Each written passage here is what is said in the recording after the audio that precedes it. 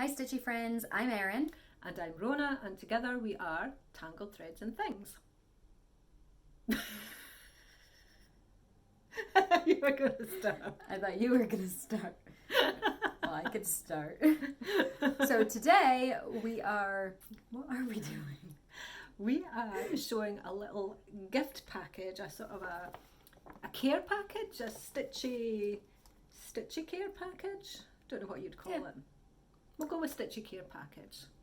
We just thought it would be nice to show what we are sending to one of my friends to get her into stitching, possibly, hopefully. And also just, we think that sharing the craft of stitching is such a nice way to let people know that you're thinking about them, thinking about their mental health, and also it's just nice to be able to share things with friends. So, and it's nice to get another stitching buddy. Let's be truthful. Another stitching buddy is always wonderful. Yep. So what we've done is we have gathered some supplies to send to Eirinn's friend in the hope that she will start stitching. So we thought we'd share with you what we are putting in. So obviously the most important, the most essential cross stitching supplies. So we have a pack of needles. Can't stitch without needles. Fabric. Although it's in a package like this, I am actually going to cut it to a smaller size for her because I think as a beginner, actually cutting your fabric, cutting the Ada the first time, I found that quite nerve-wracking. Daunting, yeah. Yeah, because you're scared you're going to do it wrong. So I'm going to cut it into like 6-inch squares or 8-inch squares, I'm not sure. So I'm going to cut it like that for her just so that it's done and basically so she can start stitching straight away. So the fabric will go in, but it will be cut. I'm also putting in a hoop. That isn't really essential, but I think it kind of makes it easier as a beginner. When you're learning, Nice. So if you're going to try and do this yourself, that's kind of optional, but probably recommended. So stitching hoop. I have printed off our beginners charts from our website. And all I've done is I've just tied it in a little bit of twine here just to kind of make it look a little bit make a little bit better. So and it's easier to pop it in like that. So that's our beginners charts. And then I've also got the threads that you need for our beginners charts. Now, I have gone and got the full skein of these threads, but if you were doing this for a friend of yours, you don't actually need a full skein of threads. You could you could just give them a big couple of lengths of these colours. These are all on our website, so it'll tell you which ones you need.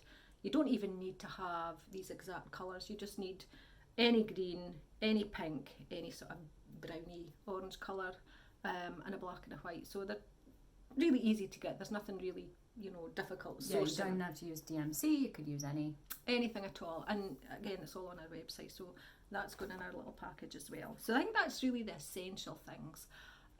After we did our very first video, I remembered how difficult it was the first time I was cross-stitching to try and thread a needle. As you've been stitching for a long time, you forget, just the difficulties you have when you're a beginner. So after doing that video, I then thought I would buy Eirinn's friend a needle thread. She's probably fine because she's young and she's got good eyesight. For me, threading a needle is a lot more difficult. She's also one of these people that isn't crafty, but every once in a while she'll say something like, "Oh, can you teach me how to crochet?" And I think that she's going to have no patience for it and isn't going to enjoy it. And she is the most natural crafter ever, isn't she? It's so funny. Yeah. So she's probably going to not even need that. She'll probably be someone that could just... So again, if you're doing this really is an optional extra. I just thought it would be nice to put in. She might need it, she might not. Yeah. So anyway, that's there. And the other thing, again, nothing, that you have to put in, but a cute pair of embroidery scissors, because embroidery scissors are always awesome. And I think as well, sometimes, you have scissors, but you maybe those great big kitchen scissors, which are not ideal for, cutting your thread close to your fabric. Even if they're clean, they are big and awkward. So a pair of embroidery scissors are always kind of good to pop in. So they're, you know, again, not essential, but a really nice little touch. Where did you get those ones? They were from Walmart. They're quite cute. I don't know if you can see that they're like green and blue. There's a shine, but they're just a cool color. I typically go for the like antique looking scissors, and I think you do too because we're the same person. But those are, it's very different, but it's quite cool. It's kind of like that paisley pattern. Mm-hmm. So that's kind of cool, just from Walmart. Yeah, I just thought, you know, a little pair of embroidery scissors are, you know, they're always handy. And since we put in our beginners charts, when we stitched our beginners charts, we also made the designs into things. So we made a gift tag, a keychain, and a card. Mm-hmm. So what I also did, and again, this is totally optionally extra, you don't have to do this, but so I've got a little Ziploc bag. We like our Ziploc bags.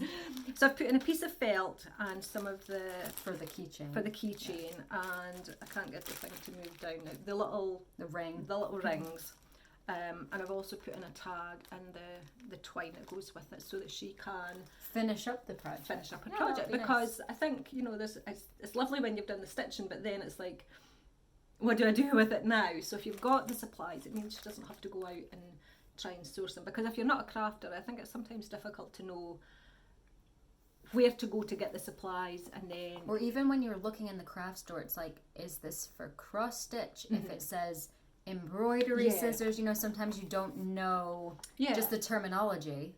And even the felt, it's a case of, is that craft felt, is that the right felt for it? So I just thought I would pop it all in since I had that. So hopefully she can get a package and she can start stitching straight away. And also the wonders of technology today, we can Zoom, FaceTime or whatever, and stitch together. Mm-hmm. The other thing I forgot, and I think it's downstairs, I've got the little tag that I made with the little heart, and I was going to add that to the bag just so that she had something to refer to see what a cross stitch looks like. Is that going in as well?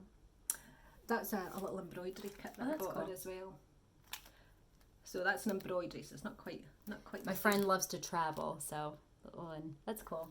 Is that Walmart as well? Yeah, and I thought we could even pop in some of the free kits that you get from the magazine. I tend to keep. I've got tins with everything, but I've got a tin with the free kits that you get with the magazines that I personally haven't got around to stitching, but I like them, so I keep them. So I might even pop some of these in for her, so if she does like cross stitching, she has something else to stitch. So that's our little care package. Yeah, so tell us in the comments below, have you tried to get your friends into cross stitching before? How did it go? Have you made a little package to send to somebody, and if so, what did you put in it? That's it for today, I think, unless there's anything else. Nope. Hopefully you get some stitching buddies if you do something like this. We're keeping our fingers crossed, aren't we? Yeah. So happy stitching, and we'll see you in our next video.